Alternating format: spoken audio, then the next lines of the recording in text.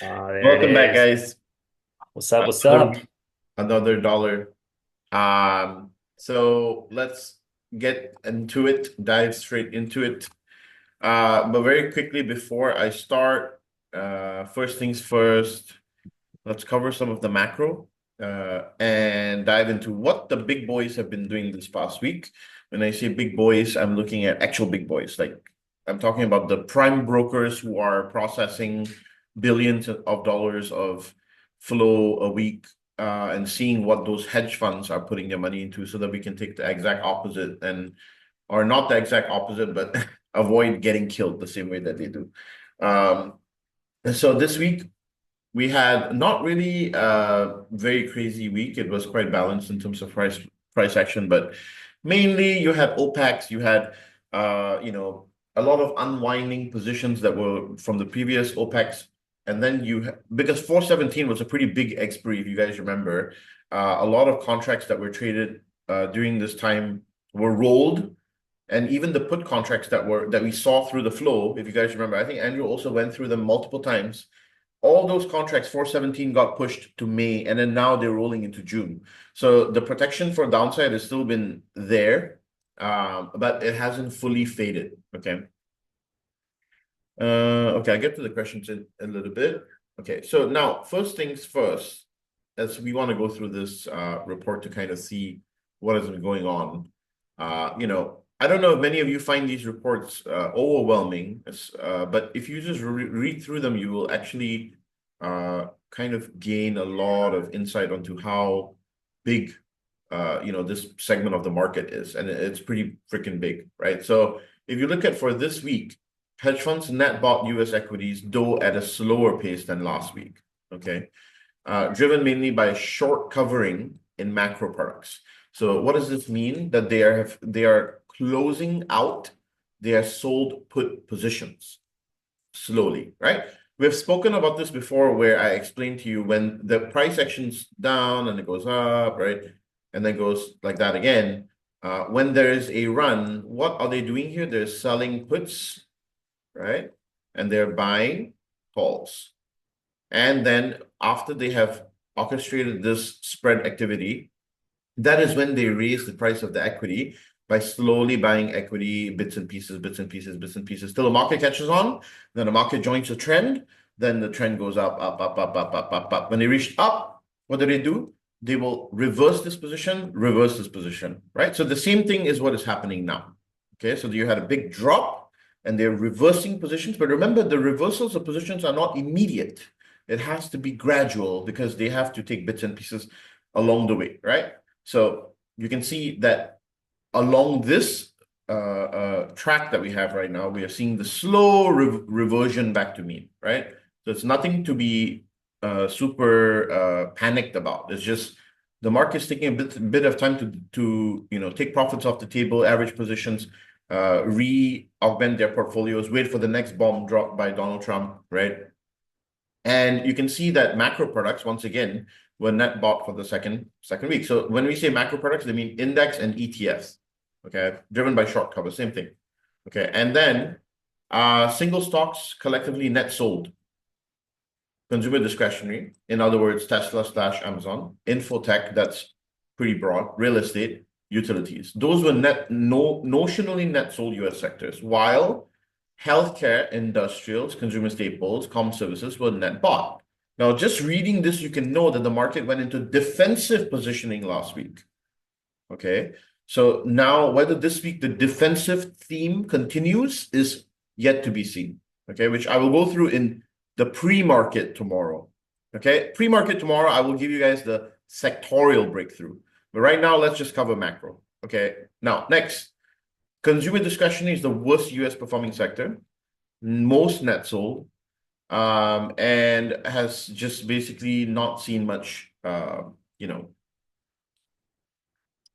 much activity, I guess, to the upside, right? So flow in the sector fell for the first time in 9 weeks and saw largest notional decrease since August 24, driven mainly by long sales. So look here, once again, how is it? It's by long sales. They are selling calls, okay? Selling calls is what they're doing, okay? So after 2 weeks of heavy selling, hedge funds reverse course, net bought healthcare. Okay, great. Now, the other thing that we want to go through here is the sector report. Now, there's a lot of stuff in here, but we want to go through the sector chart. Which did I miss? Not this one. Did I miss it? Maybe it's in a different one. Yeah, it's in a different one, I think. It's all right. I will post that one when I actually. Oh, there it is. There it is. Sorry. There we go. Okay, so for this past 20 days and 5 days. So first, let's look 20 days. Then we'll look 5 days. So all the black bars. You can see the most outflowed sectors. Energy, one of them. Staples, another one. Which is actually very, very weird because in this kind of environment, you would usually see these two being bought. But unfortunately, the market thinks otherwise. The market thinks everything is whacked, right? And then you had single stocks, okay? All US equities, Infotech is another one that got hit pretty badly, and consumer discretionary. So anything with a reflection of any high beta got whacked in this entire correction, right? But what happened in the past 5 days? What are people actually buying? Okay, now let's look at the blue graphs, right? So in the past 5 days, your net outflows have been mainly continued infotech, but less than in the 20 days. Utilities, consumer discretionary, real estate. Consumer discretionary is the only one out of these that's all outflow, which is in the same cadence as the report that you just read, right? And on the positive side, you have the biggest inflow was to actually healthcare. So in the past 20 days, you had a lot of selling of healthcare, but then now people have changed their mind about healthcare. So this does stick out to me as a sore thumb. Also, the other sector does stick out to me, this sore thumb is industrials, because we are seeing a trend building here where the 20-day is been positive and the 5 days also now positive, which means that money might be rotating into some of these sectors. So we have to look for opportunities within them. So once again, tomorrow morning, what are the opportunities within these sectors? I will go through them, okay? So that you guys have a bit of continuity with this macro report. All right. So now the other thing I wanted to show you was a report from Goldman, which I was trying to find, that shows that now equity and bond yield correlations are back to positive levels. So do you guys remember that there was maybe 2 years, 3 years ago when the yield curve inverted, right? Well, now the yield curve is re-inverting. So it was inverted, now it's starting to go back the other way. Okay, now a lot of you might not understand this very easily. So I'm not going to try and simplify a concept which is going to take a lot of time to explain. But just think of it this way, that before equities and bonds were inversely correlated. Then suddenly they became positively correlated. And now we might see that they become negatively correlated again. Okay. So, sorry, they went from negative to positive and now they went from positive to negative and now might be positive again. Okay, not the other way. So when you used to see bond prices and the S&P 500, they could have been going in the same kind of direction. But now I think that what's going to happen is you're going to see them kind of move the opposite direction as they used to. Okay. Okay. Moving into technicals. So where we are currently, I actually decided to kind of take all my lines and stuff away from my chart. And I do this from time to time, like when I just feel like I want to refresh my mind, have a new perspective, right? I clear out my chart, except for like the previous like bigger trend things that I have, right? I clear out my chart and just restart it. I think it's a good way to just kind of rebalance things a little bit mentally. And I decided that I wanted to just go with the most simplest level. So for this week, okay, I don't need anything else, blah, blah, blah, blah, whatever. The only thing I need to care about is S&P 500 bounce potential at 510 to 5, like 500, 5,100 to 5,200 potential. Okay. I'm just keep it easy round numbers. You don't even need to like, go so specific. And then another one potentially if we get down there, obviously, at what is this? Like 49.30 to 49.70. So approximately 495 on SPY, okay, as a support. Or the last line of defense, 480 on SPY. This is the least likely to happen, but if it does happen, then great. So, and then for breakout of range and confirmation of range, where I want to validate that buyers have taken control of the market, right? Then I want to be cognizant of SPY 543 all the way to 553, around there, okay? Which is going to be basically be these will be your major support levels. This one's a minor one, but could be also. And this is a major one as well. So either these two, right? And the other thing that you need to understand and make it really simple for you is, I actually already explained this on the live session the other day. You have currently a range within a range.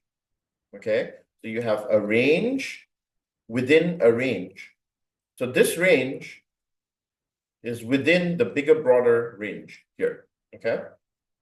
So for you, your points of validation have to be so simple and ultra light that you don't need to overcomplicate. So you see how I started in the daily time frame. Now I moved into the 6 hour to give you a kind of view. Then I moved into the 4 hour to show you the fine details. Now I move into 1 hour to look at, okay, what are potential execution techniques for this week, right? So talking about execution techniques, you have range, right? Once again, these are really simple. Always your bread and butter should be ranges, right? And how do you validate ranges? If you come down here, right? Two things.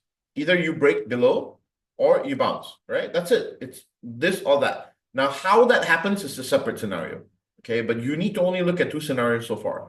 The two scenarios are break, right? If it breaks, so look at the bearish one first. So if it breaks this, then you need to wait for the pullback wave to see where it's going to reject, if it is going to reject. If it doesn't reject and pulls back all the way up, then you have a liquidity engineered bounce. Okay? Scenario number one. Scenario number two is a straightforward bear wave case, right? Break, reject, further down into the next support, which will be for 495, 494 on SPY. Okay? If we go break further below that, then go all the way down here, then find the potential bottom here. Okay, that's your bearish scenarios. Really straightforward, simple. You don't need to overcomplicate, right? So break, liquidity engineering move, that's a bullish reversal bearish move. Or break, reject, and then continue down further below. Two bearish outcomes. The bullish outcomes now. Don't break, bounce, and then higher high forms. Okay. So if it does bounce, then upon waiting for this wave up, you are to wait for the pullback to confirm that the pullback is higher than previous low within this range to get entry for the upside wave. Okay, I'm breaking it down really simply here. Second bullish scenario. We do not come down here. We do not. We just wait for pre-market and then we slam from here. This is super bullish. Okay. So I'm giving you all the different varying degrees of bullish and bearish. Now, this is the last one. So this one is where pre-market, you're going to rally and break out. And then during market hours, the market will spend the entire day fading into this to create a potential bounce area once again. Okay. Unlikely scenario. I still think either scenario 1, 2, or 3 will happen rather than this last scenario. So that's my 4 scenarios on SPX or SPY. Okay. NASDAQ will be a very similar setup. Just draw the ranges and do exactly the same thing. Here, it's exactly the same. So be prepared for both of those outcomes. And then you have your IWM. small caps. Now, for those of you that whole of last year, I just kept hearing people complain to me, man, why didn't I buy some IWM? Man, why didn't I buy some IWM? Man, why didn't I buy? You guys have this fucking opportunity to buy some right now. And then when the opportunity comes, you don't. I don't understand it. Why? But now that you do have an opportunity, please pick up bits and pieces of this when it is cheap compared to the rest of the market. Because these don't look like they will, rebound anytime soon, but that's what it is. It's high risk, high reward. If you like that high risk to reward opportunity, the high RR multiple plays, then as a trader, this is a no-brainer. Okay. When you're down here and you have all of this mean reversion to capture, there's so much of alpha here. Just if one piece of good news comes out, boom, right? So think of that a little bit as well. Okay, next is 10-year yield. Not much has changed. Let's just very quickly have a look at the updated econ Fed rate decisions for now. This will give you kind of a good idea of where the bond market's at in terms of the head. So we're in April 21st. Next meeting's May 7. That's in what, 2 weeks, right? 2-3 weeks max. That one, we have a rate hold, right? No changes there. The rate cut chances 59%. This is improving a little bit, right? June 18th, that's your first rate cut expected. This was a bit worse last week, so it's a little improved. Now they're expecting a second rate cut in July meeting. Okay. Market's pricing all this. And by the way, I don't think that this is possible. I think maybe one rate cut, but that comes in July. And then a second one maybe might shape up in like later part of the year, like maybe, October or something like that, September meeting or something like that. I think the market's a bit optimistic right now. So that's what I'm using to gauge it. A bond market is saying that there'll be 2 rate cuts in June and July. And then September, they haven't decided yet. Okay, so the market's literally thinking 2-3 months out right now. Now, this is the main issue here. If you ask me from economic perspective, from the view of reading at economics and just general fundamentals, the dollar moving down like this and almost in a crash-like fashion is not a very good thing. Though it can bounce in this area here because there is a ton of liquidity that it could be seeking. Okay. Though this does make US investments attractive for foreigners. Okay, when the dollar drops like this, what it does is it increases its parity with other currencies. So, decreases its parity with other currencies. And so it's not as strong anymore. And so then other currencies like, okay, maybe we'll, kind of buy US goods and services, right? Because it becomes cheaper.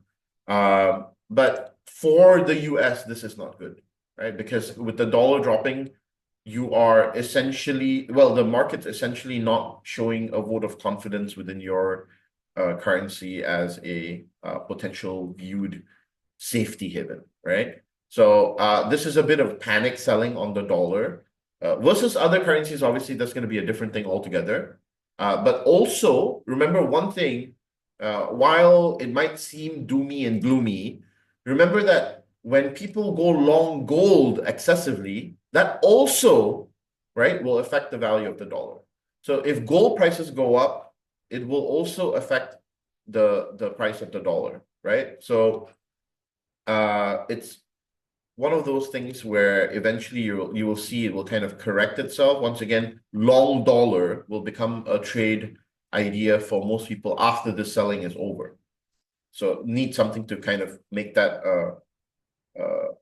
normal again.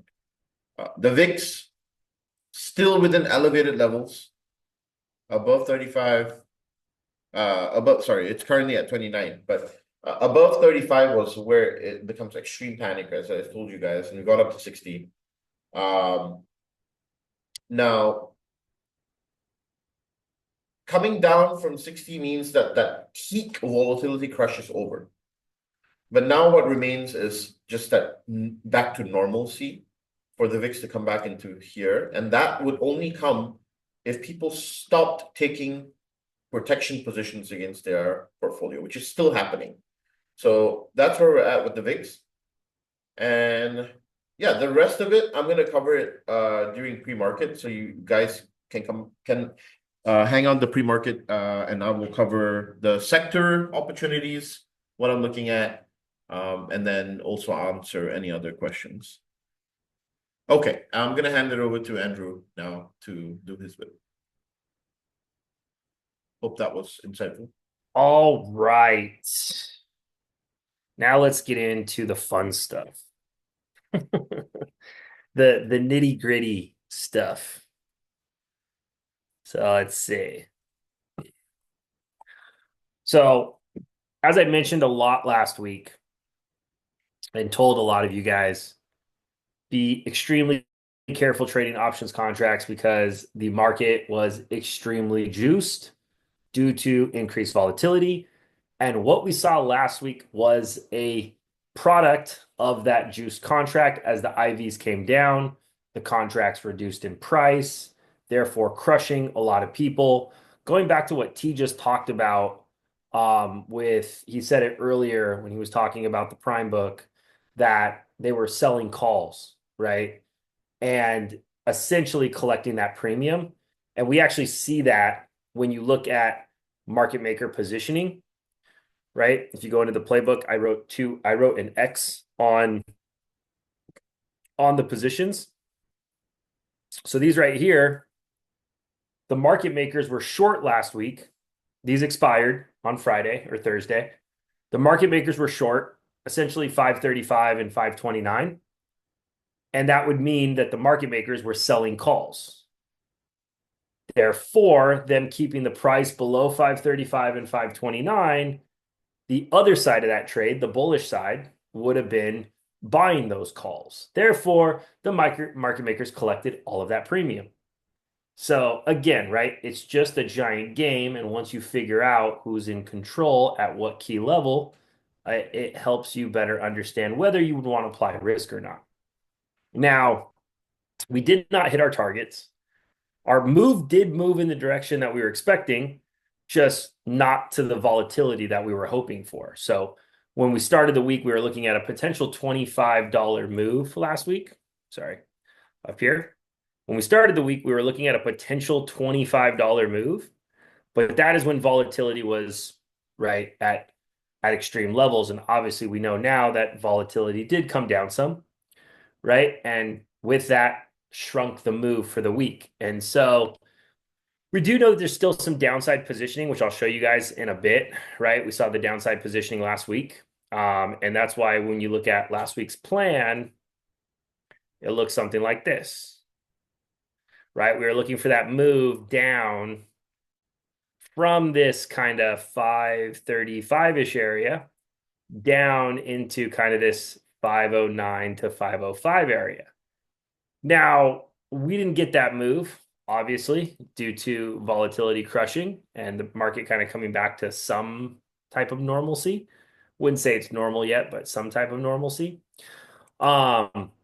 We did get a decent move in the market, just not to the, the extent that we wanted. If we look at kind of what happened, we ended up kind of gapping up, pushing up into this dark pool level. So let me just move that real quick. Right, pushing up into this dark pool level up here. This, 5 billion area up here, right? Rejecting the golden pocket. And then we got this little bit of a pullback here into the back end of the week, right? Not to the extent that we wanted, but we did get a little bit of a move. I'm not going to get into this week just yet because I want to show you guys, some key pieces of data. But we did get a little bit of a move. We didn't get the full move. We were hoping to get this break and come all the way down, but the volatility wasn't there. So as I mentioned, I feel like I was a little bit early going into this week due to that volatility possibility. And it just didn't play out the way I was hoping. So with that, let's talk about this week. So if we look at this week, we don't really see much from the algorithms. Again, they're kind of just, oops, wrong one. Here we go. Yeah, it's this one. Right? So we don't see as much. You can see the weekly range is only $16, basically $17, right? So we were at 25 last week, $17 this week. So you can see how the volatility is starting to come down. We're looking at 543 to the upside, which is a level that T just talked about. You know, he had mentioned one of the levels he's looking at is 543 up to about 553, I think he said. And the upside target is about 543 from where we're at. The downside target is 509. So you'll see the downside target, even though we had a volatility decrease, is actually in line with last week. If you look at last week's downside target, it was 508.95, so essentially 509. And that's why I lean towards, I think I was maybe just 1 week too early.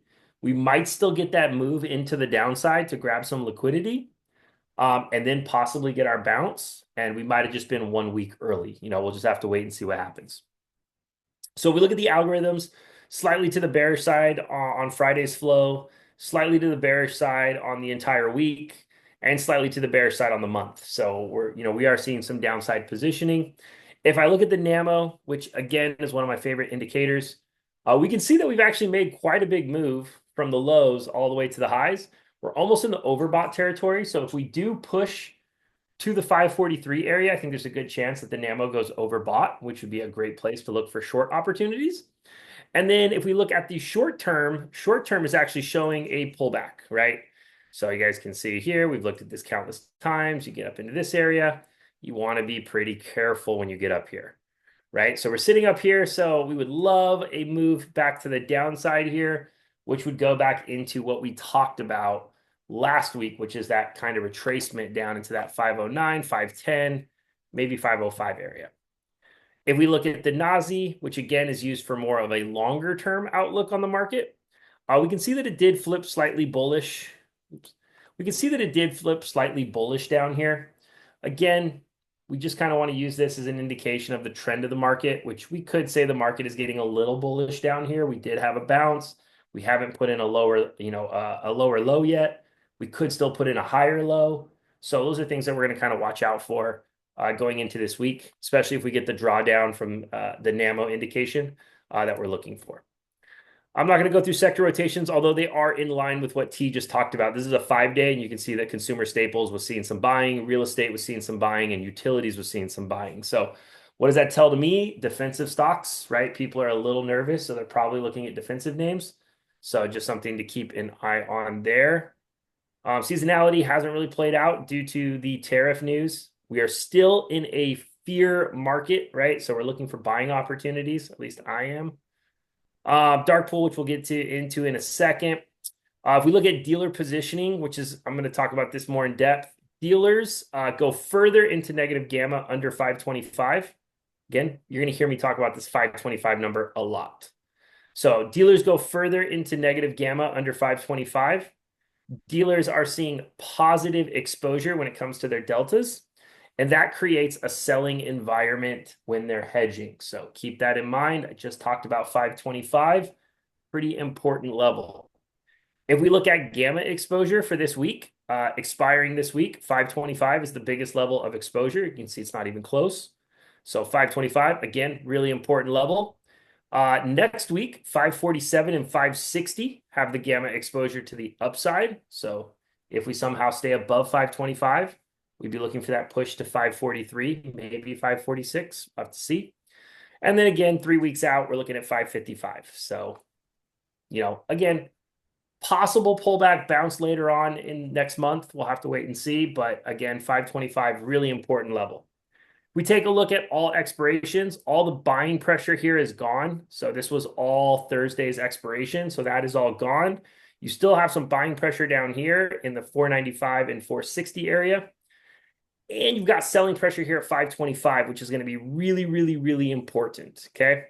When we get into the most important level of the week, this week's expiration, so these contracts will fall off the books after this week, is 525. Okay. So dealers this week are long 525. So what does that tell you? If price can stay above 525, dealers have no action. If price falls below 525, dealers have to sell shares short to hedge. Why is that important to know? Because I just told you guys up here that if price gets below 525, they go further into negative exposure. They're already exposed to the positive side, which therefore forces them, when their deltas rise and their deltas increase, they have to sell shares to hedge. Okay. So if price breaks below 525 and can't get back over 525, what do dealers have to do? They have to sell shares short to hedge that risk. So that could create a selling pressure move that would drive the market down towards that bearish target, which would be about that 509, maybe 505 area. I'm going to show you guys another piece of information a little bit later that will confirm possibility of that. So 525 is important. 547, I just talked about it. Dealers are also long there, so there's selling pressure there at 547 as well. And that leads to why 516 is important. So 516 is actually buying pressure off 525. So, right, if you go to here and you pull up 516, this becomes an important area.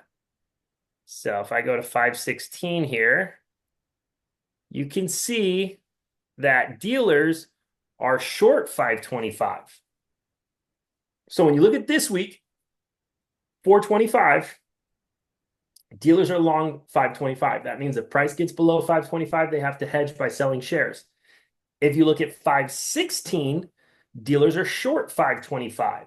So what does that mean?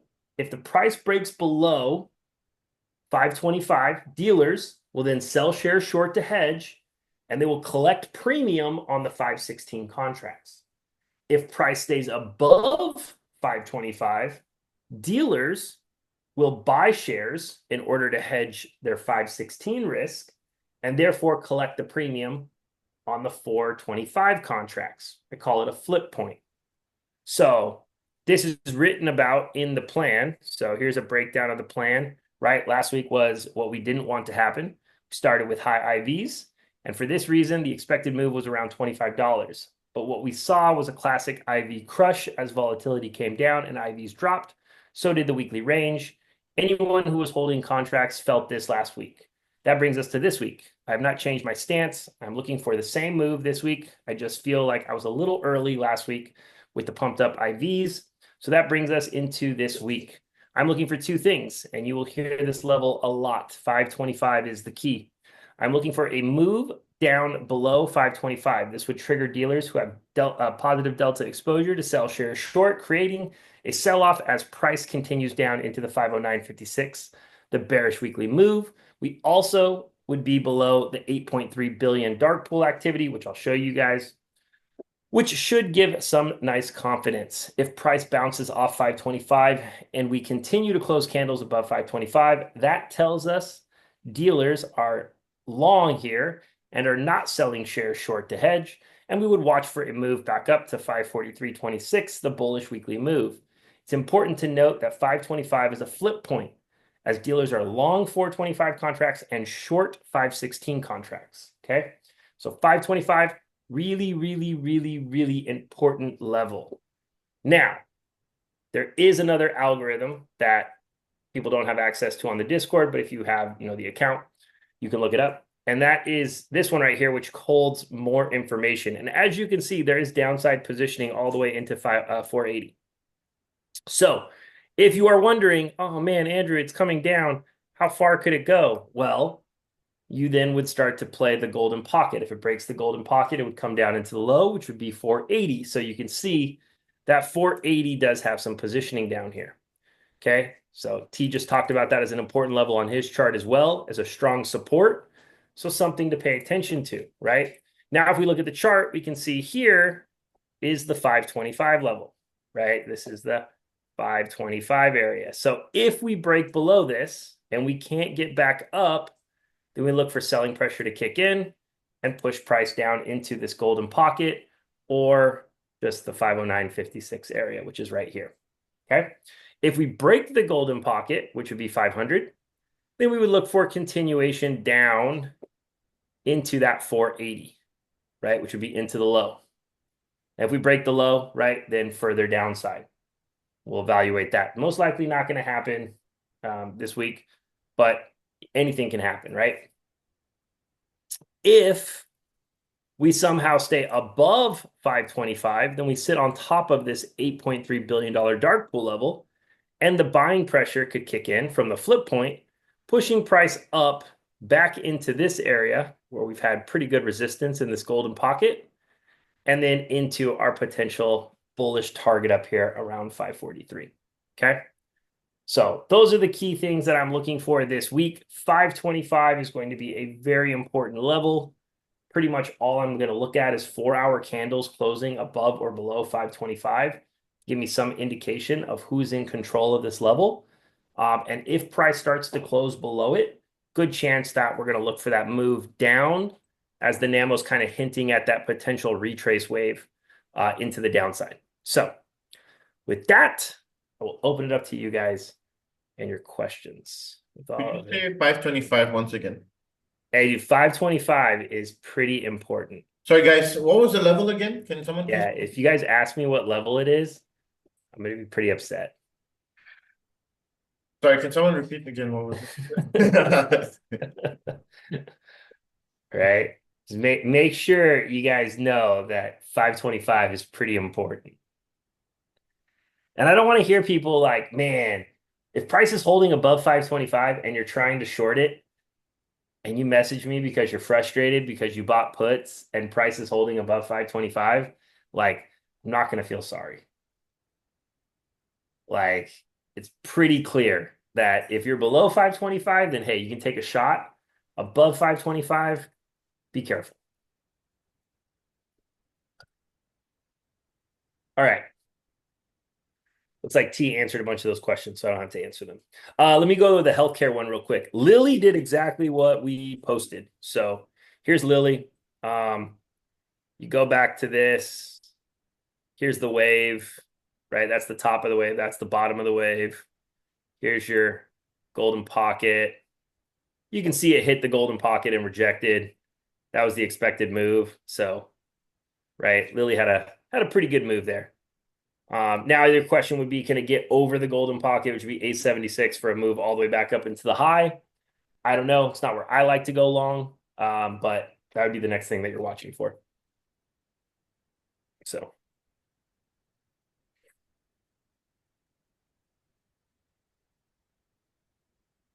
Yeah, yes.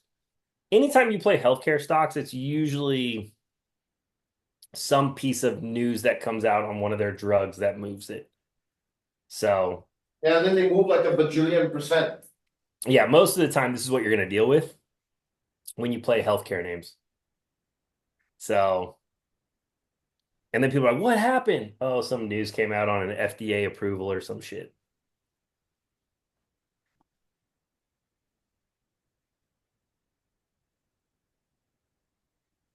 This thing's starting to look like a big bull flag, though. Like, look at this thing.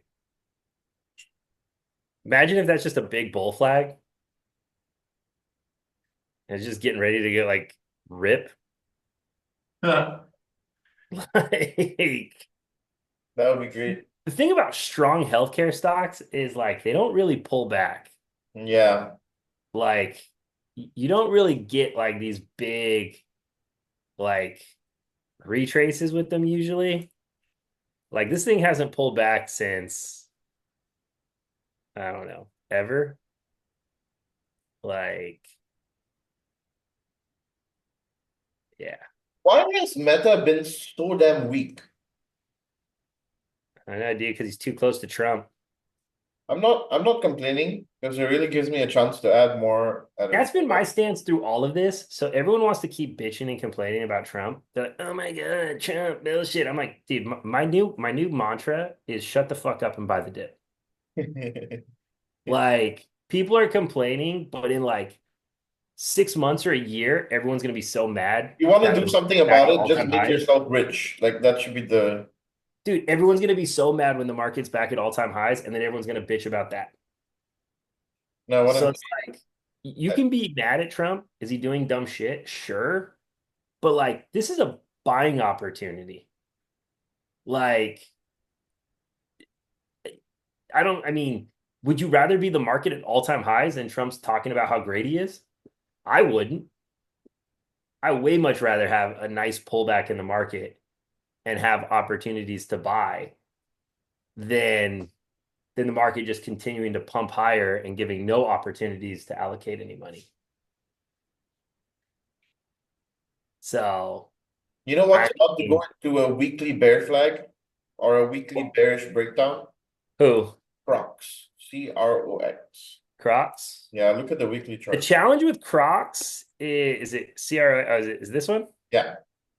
Yeah, the challenge with Crocs is the trend isn't as hot as it was. And I don't know if it's gonna come back to what it was. So like, Unless Trump announces something that specifically is going to help them, I'm pretty sure all their products are made in China. yeah, I just don't know. And It's below the golden pocket, so I would definitely be concerned. Like, right? Like if you guys go back to the golden pocket strategy here, like if you're below the golden pocket, then the expectation, so if you're below this area, the expectation is you come down into the low. So that's, I mean, based on the golden pocket strategy that I use, that's the expectation. So if you break the golden pocket, then the expectation is the low. So I would need it to get back over 95 for me to feel good about it. Below 95, I would be looking for it to move down into this like 74-ish area. And then you get into bigger waves, right? So then if that's the case, then you start looking at these bigger waves. And this is the wave you're kind of looking at here. Would be this one. And you can see that that brings it back down into this longer term golden pocket. Yeah. Right? Where the buyers are sitting. So I wouldn't be surprised if that happened, especially if I just said, right, if the market breaks below 525 and it sells off, right, there's a good chance this is probably going to come down into that area. Would be my expectation. And for the people that are wondering, right, like, you know, moves like this, where did it reject? It rejected in the golden pocket. Right? So those are the areas you look for shorts.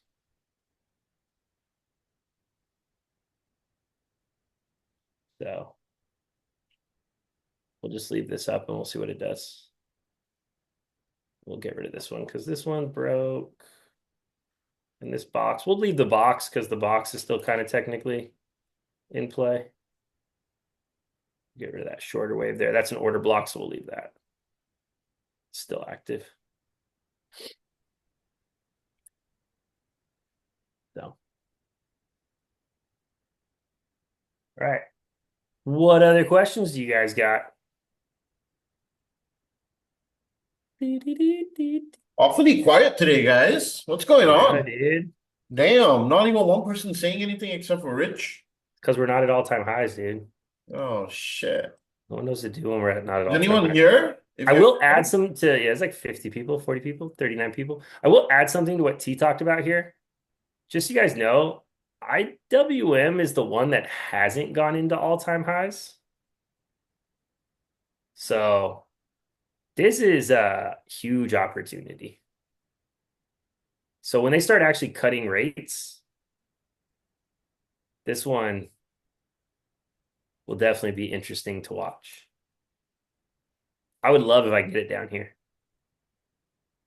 Technically, this is the golden pocket. So again, you guys go back to the strategy. I'm not saying it's going to get down here, but that would be where I would love it. This is a great buying opportunity. This is where it was during the bear market.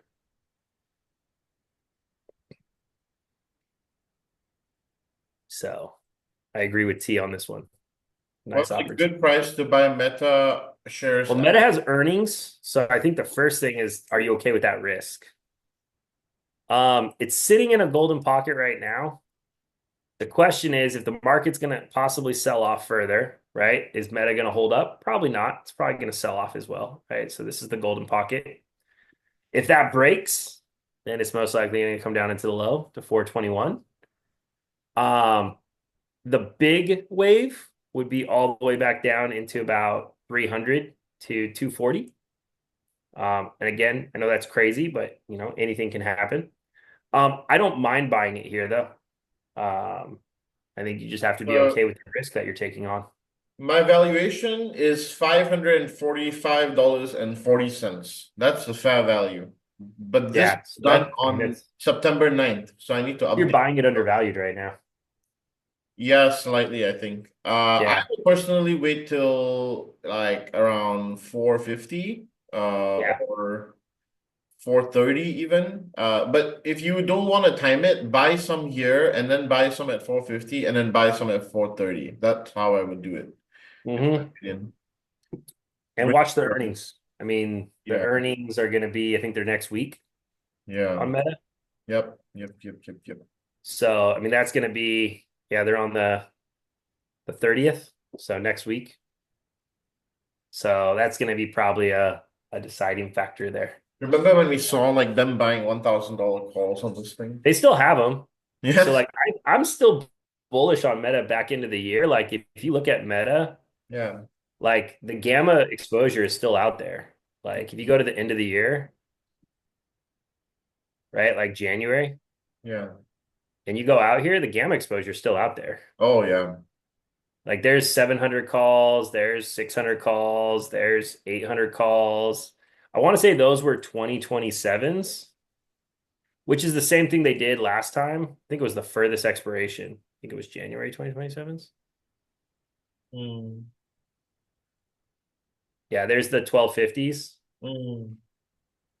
Um, I want to say it's all the That's way. it. I think. There we go. I think it's these. Yeah, then there's the 1300s. So they're still there. Like they didn't go away. Hmm. Um, it's just again, it's like, are you okay with the risk down here? A lot of people aren't, and that's the hardest thing. Is like because people want to time the bottom, just it just really can't be done. So it just depends. But I still think Meta's strong into the back end of the year. Well, leverage is for trading, not investing. So if you want to invest in Meta, you have to buy Meta. If you want to trade Meta versus doing like an options contract, then leverage is an option.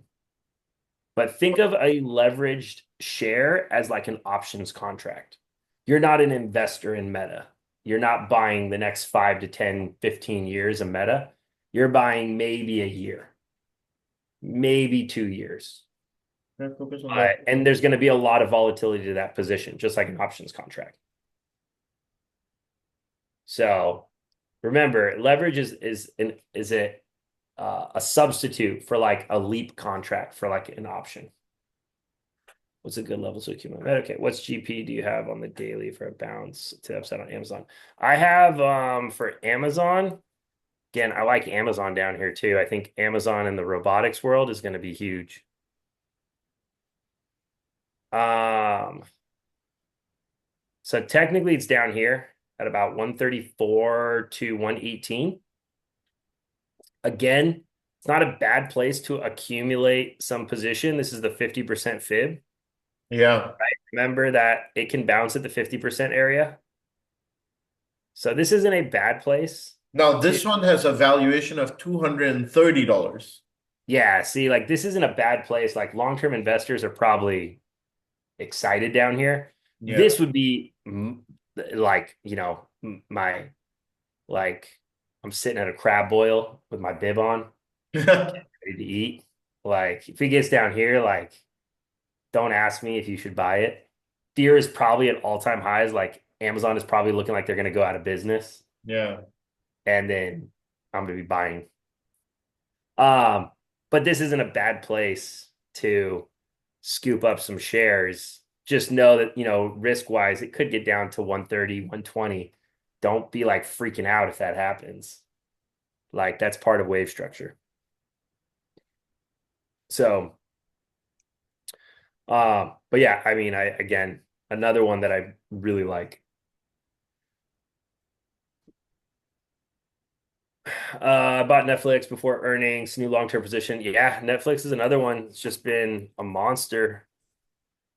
I mean, it does look a little bit like a Head and Shoulders. So I would like to see it over the high and go into price discovery. I had it bouncing up into this golden pocket area, which it's done twice now. Hasn't been able to break. You do have some buying down here in this order block. I want to say it's a weekly. Yeah, it's a weekly order block. So obviously there's buyers down here. If it were to break this order block, then I would definitely hedge the position. Um, but yeah, I mean, so far so good. Long term, if things were to get super ugly in the market, golden pocket's down to like 400 to 300. Don't think it's going to happen, but again, I just like to have it on my chart just in case. Your ETF hedge against more dollar downside. Nice. That'd be nice if it gets down there. I can see him planning to get. Yep. What about Netflix before earnings now? Yeah, like that. Sure. I'm gonna end the recording here. Yeah, you're good.